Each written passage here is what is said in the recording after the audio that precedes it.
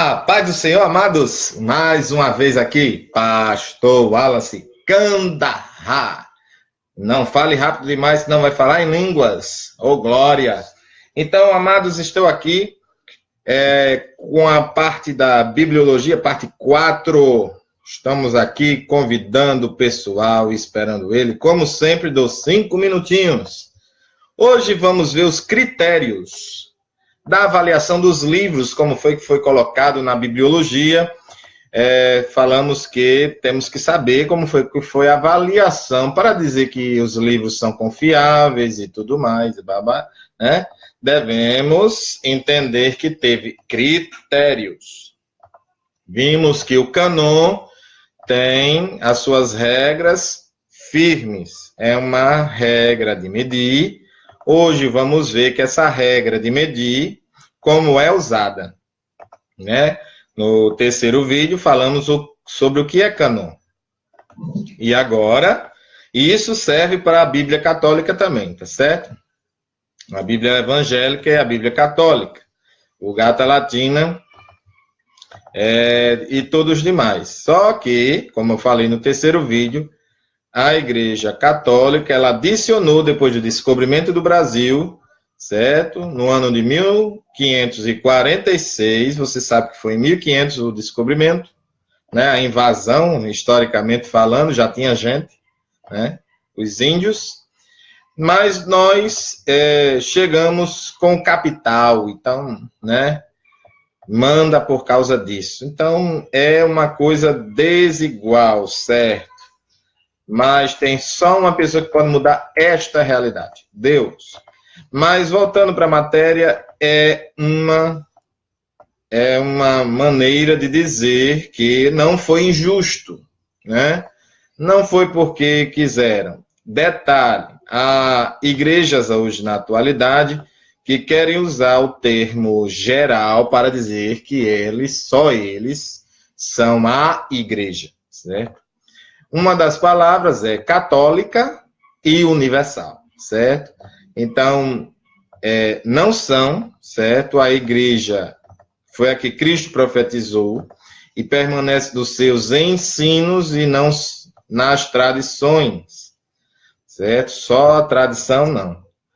Então, eles dizem que a gente tirou, mas como eu disse no livro, e vou repetir nesse vídeo, no terceiro e vou repetir nesse, nós não retiramos.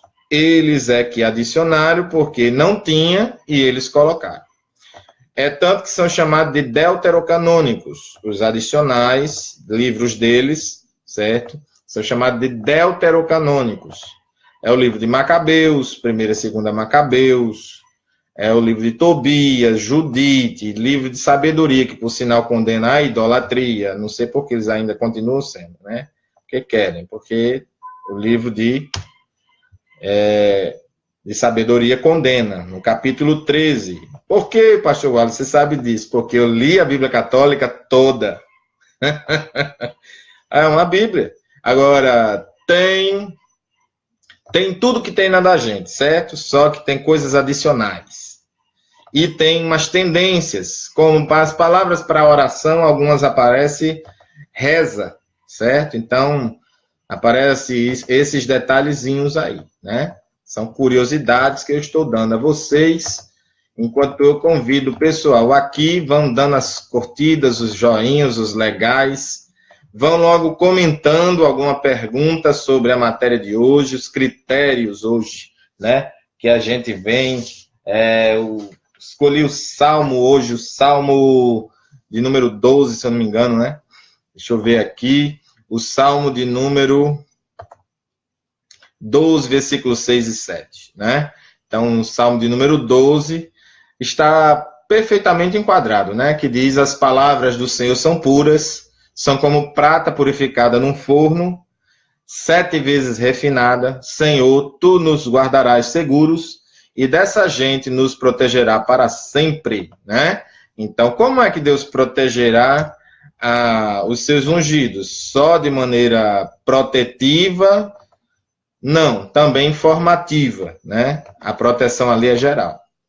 Então, Deus nos protege geral E outra, quando acontece algum assalto, vai-se os anéis, fica-se os dedos, Deus protegeu. Não tem dúvida, né? E quando não reage, né? O servo de Deus ali está falando que protege quando você não reage, né? Quando reage é outra coisa, né? Então, a Bíblia está aqui, eu fiz já alguns convites, estamos com 5 minutos, mais ou menos. Fátima Carlos, Deus abençoe. Então, amados, vamos partir agora para a nossa aventura bíblica. Glória a Deus. Então, vamos lá. Vamos ver que os princípios para o reconhecimento e dizer que um livro era canônico, certo? Tem alguns. Mas antes eu vou dar mais uma palhinha do que significa canon, certo? A palavra canon vem do grego canone e do hebraico kenen, certo? Kenen. E significa régua ou cana de medir. Poderia ser também não só a cana, mas um bambu. Poderia ser algo que é reto e não... você passava o risco e não entortava, certo? Na teologia é a lista dos livros bíblicos considerados desde sempre como inspirados por Deus. Os critérios usados para determinar se um livro era ou não inspirado quando surgiu a lista definitiva dos livros da Bíblia. Quem escolheu estes livros são as perguntas que queremos tratar aqui, certo? Então, qualquer um poderia ser colocado. Vocês têm que entender que na época do Antigo Testamento, eles já fizeram, no tempo de Esdras, uma regra de fé, já tinha tudo colocadinho, né? Já estava tudo prontinho, então Esdras ele colocou. Nem tudo que Esdras colocou entrou, certo? Porque ele colocou muita coisa babilônica e eles não aceitaram. Então ele queria colocar, mas ele deixou escrito. Então a gente vê segundo Esdras, terceiro Esdras, quarto Esdras são apócrifos, né? Esse Esdras que tem na nossa Bíblia está correto, mas essa mesma pessoa chamada Esdras escreveu coisas, ele era escriba e ele escreveu coisas, só que aquelas coisas não entraram. Critério, não vai entrar livro pagão aqui. Então, do israelita, no Antigo Testamento, não podia entrar, certo? Então, vamos para a primeira regrinha. Mas, como a gente poderia conhecer? Tem pelo menos 5 critérios básicos aqui, certo? E eu vou botar alguns outros que, historicamente falando, você vê em livros muito mais, certo? Não quer dizer que só são esses, mas são os principais que eu vou dar. Não são só 5, certo? Eu vou ver aqui, são 5 aqui e mais 4, 9. Pronto, eu vou dar 9 requisitos, vão sair bem parecidos, mas tem que ver, primeiro, se o livro era autorizado, certo? Então, o livro é autorizado, afirma vir da parte de Deus. Esse livro afirma vir da parte de Deus, frases, né? Isso quer dizer que, com frequência, a Bíblia traz uma reivindicação de autoridade divina. Então, a Bíblia é o único livro escrito que ela diz que ela tem autoridade. Então, não tem outro livro igual à Bíblia, certo? Então, amados, não tem igual. Por exemplo, a expressão com frequência, a expressão diz, assim diz o Senhor, ou falou Deus, ou Deus tem dito isso, né? Então, se aparecesse isso, já era autorizado por Deus, certo? Os livros dos profetas eram facilmente reconhecidos como canônicos por esse princípio de autoridade. Então, não era algo... vamos botar, agora vamos botar, coloca e tal, junta, faz essa miscelânea, não ficou legal, tira isso, bota ali. Não era essa bagunça, certo? Era pessoas sérias, estudadas, que avaliavam se tinha. E eles tinham que ler todo o conteúdo do livro. Então, imagine para avaliar o livro do profeta Isaías. Né, se tinha alguma coisa ali e colocar dentro. Que com 66, né? Então você veja livro de salmos, né? São compilações de salmos, eles colocaram bem inspirados, e ali é uma harpa judaica, certo? Então, são louvores, orações cantadas, hinos de vitória, né? Por isso que frequentemente fala que o inimigo foi derrotado. E o Senhor me disse, né? Veio a mim a palavra do Senhor. Se viesse isso daí, princípio de autoridade. Pegou, bota, pode colocar, mas não, calma aí. Tem mais 2, ou seja, segue mais 8, né? 8 aí para a gente avaliar. Patrícia Soares, minha professora nesse Cunha, aleluia. Tua aula, vê se é 10, lá na Estilo. Glória a Deus. Eu fiz lá, né? Não sei se você ainda está lá, mas pode ir com essa daí, que essa daí é 10. Aqui minha homenagem para você, Nessi. Você é 10. Aí o livro era profético, a paz do Senhor. O livro era profético. Então, se era profético, foi escrito por um servo de Deus. Entendeu aí? Foi escrito por um servo de Deus. Isso fala da produção do livro pela atuação do Espírito, que moveu homens conhecidos como profetas. Então, o livro era profético, o profeta já é reconhecido, se ele escrevesse qualquer coisa, beleza. Já traz assim, dizia o Senhor, já trazia isso, então já passou em 2 quesitos, né? Esses daí. Que mais? Os crentes não deviam aceitar livros de alguém que falsamente afirmava ser apóstolo de Cristo. Então está em 2 Tessalonicenses 2:2, tá certo? Não era para aceitar. Partindo do princípio estabelecido em 1 João 2:18 e 19 e 4, do 1 ao 3, foi que os crentes e pais da igreja dos 3 primeiros séculos rejeitaram a segunda epístola de Pedro. Então, 2 Pedro foi rejeitada nos 3 primeiros séculos, tá certo? Porém, meticulosa observação levou à aceitação do mesmo no cânon cristão, porque viram que tinha a autoridade, né? Você vai ver lá que diz, toda a escritura é inspirada para redaguir e fazer tudo isso. Amém? Então, não era uma bagunça, né, na hora da seleção dos livros.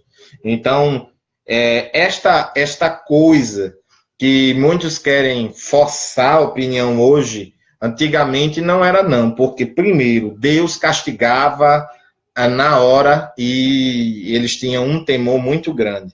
Não é como hoje, depois de Jesus, que Jesus fica entre Deus e a gente. Então não tinha ninguém entre Deus e os homens. Percebe aí por quê? Então tem gente que diz, por que Deus não castiga como antigamente? Porque Jesus está na frente. Está entre Deus e os homens. Então, mesmo quem não merece, mesmo quem não merece. Tá certo? Jesus está lá intercedendo para ver se salva. Terceiro, o livro é digno de confiança. Vamos ver. Fala a verdade acerca de Deus. Então já tinha escritos. E ele fala acerca de Deus a verdade. Fala acerca do homem, né? Então tem uns livros apócrifos, que mais para frente a gente vai ver, que eu vou falar de apócrifos, e eu vou selecionar uma galera e uma mentira de cada um, certo? Eu vou fazer isso daí bem legalzinho no dia do apócrifo.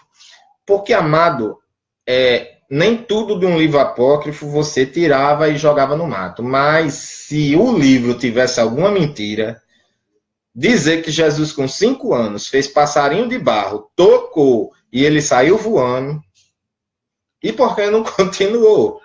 Agora, imagine o que esses caras diziam. E dizendo que era o apóstolo Tomé.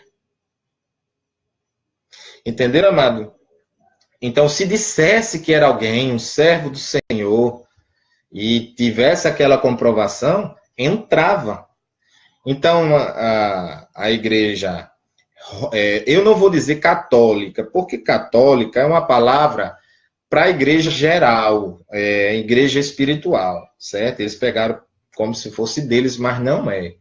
Então, quando menciona, você liga já, e por isso que eu evito a falar. Eu vou falar nos vídeos, a partir de agora, a igreja romana, certo? Aí vocês vão identificar quem é. Então, assim, os romanistas, ou seja, a igreja de Roma, eles dizem que foi eles que juntaram os livros, compilaram os livros e são os heróis e que a gente está cuspindo no prato que eles fizeram, né? Amém, Nancy. Então, Everton, pregador de fogo. E olha só, amados. Então, não é assim. Quem fez foi Esdras, judeu, certo? O Antigo Testamento. Todo juntou com Neemias. Eles juntaram. Moisés começou e eles dois terminaram, certo? Então, Moisés começou e Esdras terminou com a ajuda de Neemias. Então, dois pontos, certo? Os livros que tinham já escrito por eles foram sendo aprovados, o restante com este rapazinho chamado Esdras, ele aprovou os livros dos profetas também, tá certo? Então, foram feito canon por Esdras. Agora vamos prosseguir. E os do Novo Testamento que não entraram. Você veja que tem citações do livro de Enoque, mas Enoque não entrou. Vocês já viram o besterol que tem nesse conteúdo? Quem já leu sabe que é um assassinato numa pregação. Certo? Então, lá está dizendo que são 7 arcanjos. Não que na Bíblia diga que é só Miguel, tá certo? Primeiro que Miguel está portuguesado, certo? É Micael, certo? Aí sai Miguel, né, no português. Então, amados, Miguel não é o único arcanjo, porque lá em Daniel 10:13 diz que ele é um dos príncipes. Então, está dizendo que é um dos demais. Então, não aparecem os outros príncipes, certo? O Gabriel diz lá em Lucas, eu sou um dos que assiste a Deus, né? Na presença dele. Então, tem mais. Eu poderia colocar já Gabriel por essa fala, juntando aí como outro arcanjo. Mas, e os outros? Tem arcanjos lá, porque 2 é muito pouco. E não porque não aparece, está errado. Mas não eu não acredito que seja aqueles dali, não. Porque o livro foi reprovado. Então, amados, só tem um trecho que foi aprovado por Judas, meio-irmão de Jesus, porque Jesus divino, na parte divina, não tem irmão, então eu digo meio-irmão. Então, ele foi aprovado, aquele trecho que diz um dos 7 e tal, que está aparecendo na carta de Judas, certo? Foi só aquele dali que foi aprovado. Então, olha só. Deus não pode mentir, por exemplo. Tem alguns teóricos doutrinários, né?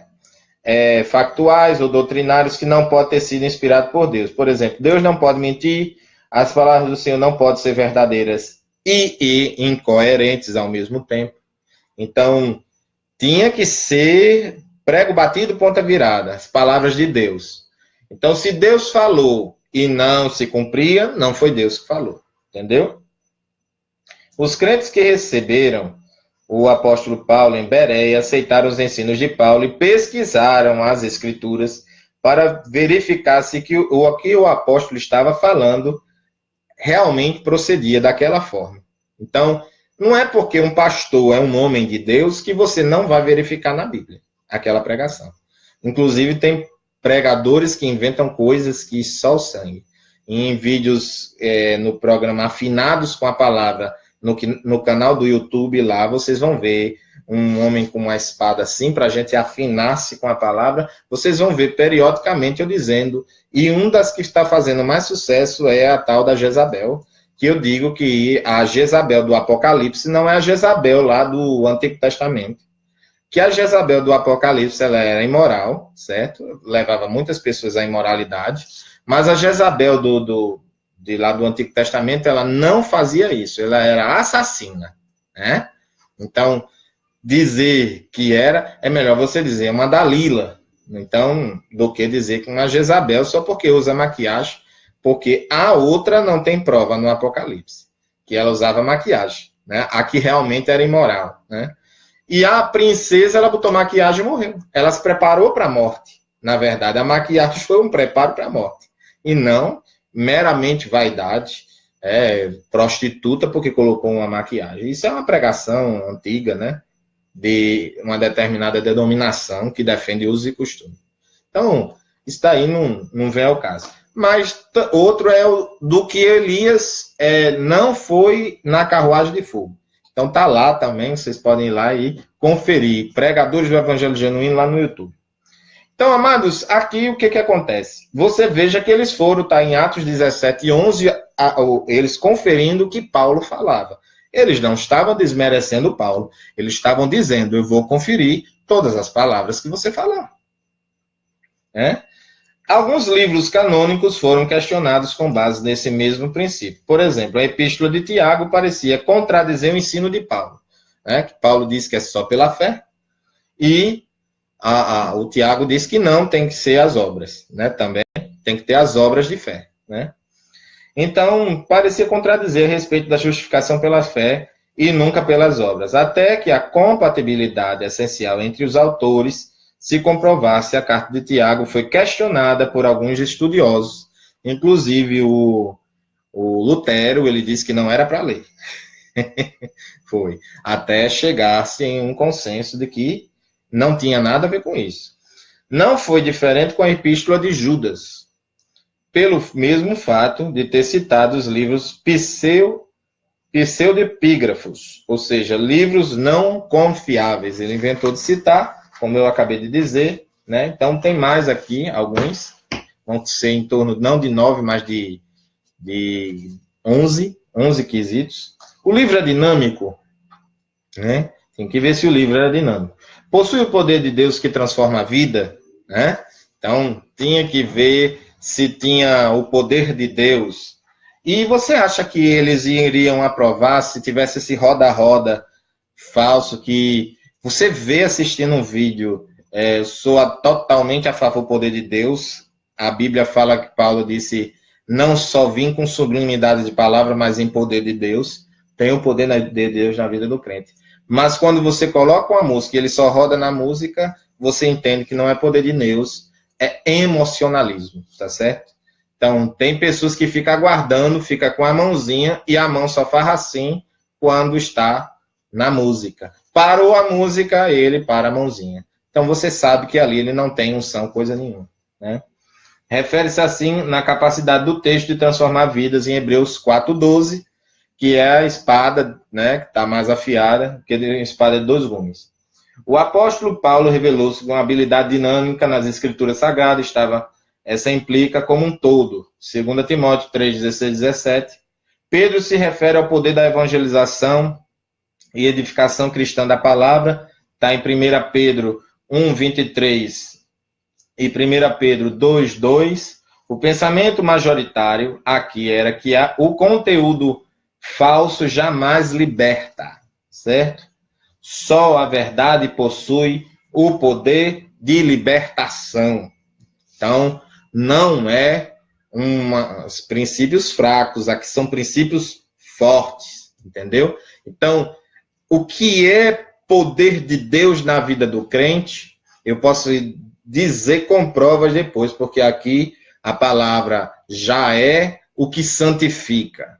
A oração já é o que santifica, certo? Se você santifica, você vai tirar aquela nata de pecado de você através da verdade, certo? Inclusive, Cristo é o nosso tabernáculo espiritual que tem 3 portas. Um dos caminhos era o caminho, uma das portas do tabernáculo.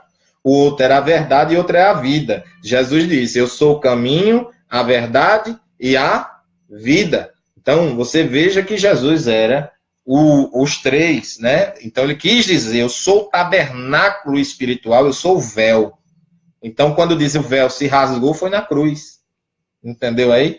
Então, amados, é uma coisa tremenda. Então, a unção do Espírito Santo revela a presença do Espírito Santo em você. Então, quanto mais você desce, mais você tem. Mas se você quer dizer que uma pessoa que chega cansada do trabalho, não orou, não buscou, ele está girando e está dizendo que é Deus, não acredito nada. Eu digo claramente porque eu sei o que eu estou falando. Então vamos para o quinto, né? O livro era aceito pelo povo de Deus, para o qual foi originalmente escrito, ele era aceito, certo? É reconhecido como proveniente de Deus. Então, assim, antigamente não era como hoje. A igreja tinha que ter um pensamento só, certo? No decorrer da história, alguns irmãos querendo botar uma interpretação e um padrão meramente na visão deles, ocasionou uma separação e hoje temos placas, certo? Igreja espiritual é uma só. Mas temos placas. Então você vai ver interpretação calvinista, você vai ver arminiana, você vai ver um fala que o livre-arbítrio existe, o outro em contraposição vai dizer que não. Então, na igreja antigamente não era assim. Era um raciocínio só, e o que dissesse lá longe, uma coisa diferente, eles já iam para lá para analisar, para dizer, isto não é verdade, irmão. Então você é um herege ou você está em comunhão conosco. Não existia esse negócio de divisão, como hoje, entre aspas, dividida. Porque não existe uma briga, mas existe ideias sobre a Bíblia diferentes. Entendeu? A Bíblia é uma só, mas eles, os homens, formularam ideias diferentes ao seu bel prazer. Então, agora, existe o reino, né? Os irmãos que pregam o reino, eles vão, sim, admitir regras na igreja. Sim, eles vão admitir, mas não vão admitir uma divisão de igreja. Entendeu? Eles não vão conseguir. Que essa é a visão da igreja primitiva. Então, a ideia que era, o livro era aceito, estava lá, né, em circulação. Devido às dificuldades deficitárias dos meios da comunicação na época, às vezes a determinação de canonicidade de um livro da parte dos pais da igreja, que foram os discípulos dos apóstolos, exigia muito mais tempo e esforço. Então isso daqui não foi em pouco tempo. Você veja, 3 séculos, o livro de 2 Pedro foi rejeitado, né? Então o que você tem hoje aí, com certeza, é inspirado, certo? Esse princípio de aceitação levou alguns a questionar durante tempo certos livros da Bíblia, como 2ª e 3ª João, se era realmente de João. Né? Dos princípios apresentados, o princípio fundamental no processo de reconhecimento é o de natureza profética do livro. Certo? Ainda falta alguns, mas aqui já está dizendo. Bastava tal livro ser escrito por um profeta, privilegiado e honrado por Deus, que se afirmasse que apresentaria a enunciação autorizada da parte de Deus, as outras perguntas não seriam formuladas. Então, se fosse essa daqui, já era, ou seja, a 2ª, né? O livro era profético ou era autorizado, né? Já. Então, não precisava de mais nada. Né? As 2 primeiras que a gente falou. Então, a questão do poder ou não a falta de confiabilidade afasta a confirmação de um livro profético puramente hipotético. Afinal, Deus não pode mentir. Então, se tivesse alguma coisinha, hipoteticamente falando, errada, duvidosa, ele dizia, bota esse lá para o final, vamos ver esses daqui. E esses vão questionando aqui certas coisas que estão nele, está duvidosa, que Deus não pode mentir. Certo? Então, na maioria das vezes, até no Novo Testamento, quando se fala de Escritura, você veja que ele cita o Antigo Testamento. Então, eles estão alinhados, certo? E no vídeo, eu acho que vocês vão pular de alegria, porque vai ter... Vira e mexe, estou falando de heresias, porque o meu objetivo é combatê-las. Não é combater a igreja, não é combater pessoas. É combater a heresia. Amém? Então, Deus está me despertando para essa área. Então, amados, vamos ver aqui, no Antigo Testamento, alguns critérios para ver se o livro é inspirado e no Novo Testamento também, né? Alguns cristãos no Antigo Testamento. Ali o Antigo Testamento estava quase todo, então a gente viu do teor profético, né? a questão do livro profético e tudo mais. Isso daqui era usado muito para o Antigo Testamento. Agora vamos ver para o Novo Testamento. Você veja que pode algumas coisas ser parecidas, mas não é. Maria Sena, Paz do Senhor, loira dos olhos verdes, glória a Deus. Acertei de novo. O autor deveria ser um apóstolo ou ter ligação direta com um deles. Então, veja bem. Se alguém escrevesse alguma carta e tivesse ligação com o apóstolo, vamos ver se isso bate com algum do Novo Testamento. Marcos, quem é que sabe se Marcos era apóstolo? Quem é que sabe aí? Marcos era apóstolo ou era discípulo? Era discípulo, tá certo? Discípulo. Para o vídeo não ficar muito longo, eu vou já responder. Lucas era apóstolo ou era discípulo? Discípulo. Por quê? Porque na lista dos apóstolos não aparece eles, viu?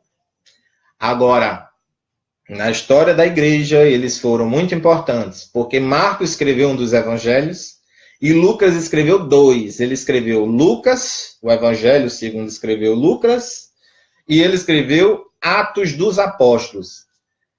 Pergunta: qual desses critérios que eu falei até agora se encaixa com esse? Todos. Todos, né? Por isso ele passou, né? Por quê? Porque Lucas tinha contato direto com Paulo. E Paulo tinha contato direto com Pedro e os demais apóstolos. Então, logo ele viu que tudo que estava ali estava em Mateus, boa parte. Viu? A fonte que Lucas pega vai para Mateus também. Ele pega de Mateus, né? Então, visto isso, Mateus, apóstolo, Pedro, apóstolo, Paulo, apóstolo, Lucas é confirmado. Passou. Autoridade apostólica, ou de alguém, né, que tinha parte direta com um deles. Então, Lucas tinha, passou, e passou Atos dos Apóstolos. Viram que tinha autoridade, falava a verdade a respeito de Jesus, né? Era um livro da igreja, mas tinha profecia, tinha canonicidade, tinha regras corretas, falava a verdade, Deus cumpriu a promessa, citou as profecias, então tudo isso lutou para fazer isso. Marcos, quem ditou foi Pedro. Marcos ligado a Pedro passou tranquilamente. O de 2 Pedro, Pedro confirma, certo? Viram que ali tinha coisas que Pedro tinha falado, viram que ali tinha coisas que era verdade, até só o conteúdo sozinho, estudaram, e viram que ele era um apóstolo. A questão da dúvida era se realmente era do apóstolo Pedro. Por que essa dúvida? Porque na época tinha Evangelho segundo escreveu Herodes, Evangelho segundo escreveu Maria Madalena, que diz que Jesus foi casado, um absurdo, certo? Por isso que não passou e nem passa mais. Pode ficar tranquilo.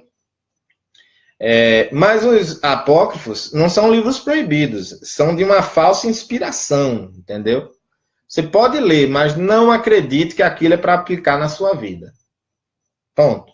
Tem canais no YouTube que explica eles bem direitinho. Não tem problema. Ele não é venenoso, irmão. Certo? Mas se alguém pregar isso para você, querendo que você acredite que tem que passar pela sua vida, aí você diga, não.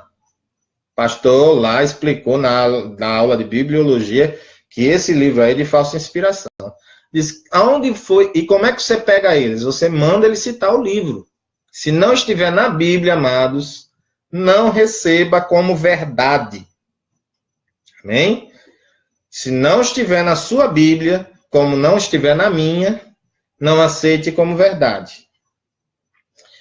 Bíblias aí que estão sendo feitas por aí, dizendo que é Bíblia sem ser também, não aceite como verdade. Só aceite como verdade o que tiver a Bíblia que eu e você conhecemos. Tá bom? Aula de bibliologia eu falo abertamente. Vamos para outro. O livro deveria ser aceito pela totalidade do corpo de Cristo e não apenas por algumas congregações. Então ele começava a circular, e aí os irmãos diziam, eu aceito isso daqui. Eu escutei que Pedro falou, que Paulo falou, que João disse e tudo mais, e eu aceito isso daqui. E aí algumas congregações não aceitavam, ele não passava. Amém? Então, alguma igreja questionar qualquer livro, e questionaram de Judas porque ele citava uma citação, mas Paulo também cita. É como diz os seus poetas, ele fala isso. Os seus poetas eram um poeta errado. E uma pessoa que ele citava só para reforçar a verdade da Escritura.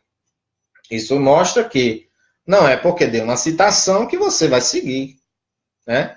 Você pode muito bem usar uma citação de uma pessoa que é calvinista, de uma pessoa que foi católica, de uma pessoa que é um padre. Você pode dizer, não é por isso que você vai ser padre, calvinista, deixar de ser arminiano, entendeu? Citação é uma coisa, você tomar aquilo daquele jeito, todas as coisas que ele escreveu como verdade é outra. Então você pega as citações, use nos seus trabalhos de estudo, doutrinário, você pode colocar, vez ou outra você pode colocar. Mas para a igreja você tem que falar só a Bíblia, sola a Escritura, somente a Escritura tem autoridade divina, certo? Mas você pode citar alguém da atualidade, um padre Fábio de Mello, qualquer outra pessoa que possa inteirar o seu trabalho, né? Aqui eu estou dando informações para você, aqui é meramente informativo. Mas veja bem, amados, o que você vai entender é que as congregações lá não eram, primeiro, perto uma da outra, tão pertinho assim, e eles tinham essa noção de igreja. São esses 5 pontos, então essas 5 igrejas têm que aceitar esse livro, senão ele não aceitava. E aceitaram os que você tem na sua Bíblia. O ensino apresentado no livro devia estar de acordo com a verdadeira doutrina cristã que já existia. E eles viram a necessidade de fazer um dogma. E qual é o dogma que eu, você, sendo pentecostais, tem? Certo? Aquele da reforma protestante, os 5 solas, 5 somentes, eles são um tipo de um dogma. Certo? Uma regra que você segue, uma regra sagrada. Mas tem igreja que coloca dogmas que não condiz com a Escritura. E aí você não é obrigado a fazer. Vou dar aqui uma. A guarda do sábado. A guarda do sábado não é algo para o Novo Testamento. Então você pode ver que essa igreja que faz isso, hoje ela está começando a ceder. Ela está começando a dizer que não é obrigatório. Se for verdade, mesmo assim, porque ela vive. Entendeu? Então pode ser só da boca para fora. Só para aparecer na mídia e dizer que não é. Mas já excluíram irmãos, né? Por causa disso, porque trabalhava no sábado. E aí, irmão? Quer dizer que os irmãos, todo mundo vai parar. E esse irmão que não é obrigatório, ele não para e ele vai crescer do mesmo jeito? Duvido.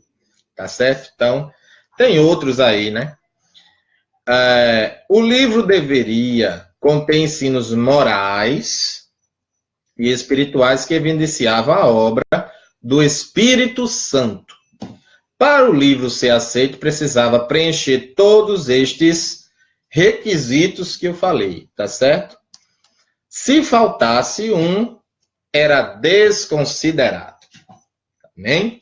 Então, não era aceito esse tipo de livro se passasse por isso. Então, teve o concílio de Laodiceia em 366 depois de Cristo, já na era cristã, já havia definido os 27 livros canônicos do Novo Testamento, certo? Nesse concílio, lá em 363, ou seja, 3 séculos, né? Que o 4º século só fecha no ano 400. Mas desde o 1º século, muitos deles são citados por diversos autores renomados, ou seja, Desde o primeiro século tinha gente já que citava os livros de 2 Pedro 3, 15 e 16. Né? Então, aqui é importante a gente deixar claro que sua Bíblia e a minha, elas foram aprovadas aqui. O Novo Testamento, ele foi aprovado aqui, no Concílio de Laodiceia, né? Aí no Concílio de Trento, depois da Reforma, o tempo da Contra-Reforma, chega a Igreja Romana e ela vai dizer que agora esses também são da Bíblia. Claro que ninguém vai levar a sério, certo? Então, só eles, pode ver que só eles guardam isso. Então, amados, deixo aqui a paz do Senhor. Se vocês tiverem alguma dúvida, eu estou aqui para dizer, leiam a Bíblia. A sua Bíblia, do jeito que está correta, certo? Ela é a bússola quando você está na prova. Ela é que vai ser inspirada. Faça estudo, estude ela. Veja como é que a mulher deve se comportar, veja como é que o homem deve se comportar. Diante da Escritura, você só tem duas atitudes. Ou você aceita do jeito que ela está, ou você vai desmanchar tudo que tem nela, virar um herege e colocar para dentro de você tudo errado e errar o caminho da salvação. Então, eu escolhi o primeiro, creio que vocês querem o primeiro, que é aceitar o que ela diz e colocar como verdade na sua vida. Então, são 66 livros inspirados, que passaram por todas essas 11 regras, certo? Que eu falei aqui. Então, 11 regras, 11 critérios, certo? Então, por que esses outros não passaram? Porque os apóstolos não concordaram. Eles queriam passar, mas não concordaram. No de Tomé, no apócrifo, eles dizem que é uma caverna onde Maria teve Jesus. Lá na estrebaria é Mateus. Então fica com Mateus, tá bom? Então, amados, a paz do Senhor. Até segunda-feira com a doutrina do pecado. Tá tudo gravadinho já. Quem quiser lá no YouTube, vá lá, se inscreva no canal, dê o seu gostei, bote dúvidas embaixo. Frequentemente eu estou analisando o Facebook e o YouTube. Pode colocar lá. Tem o grupo do Pregadores do Evangelho Genuíno que nós vamos estar trabalhando. Tá bom assim? Então, a paz do Senhor. Deixe seu like, deixe sua dúvida que eu vou responder o mais rápido possível. Amém? Se quiser aqui para participar do Facebook, peça que eu vou colocar, vocês leem a regra no grupo lá, que a gente vai fazer uma grande partilhamento, compartilhar informações, e vocês vão ver que eu dou informações muito úteis lá. Então, a paz do Senhor e glória a Deus!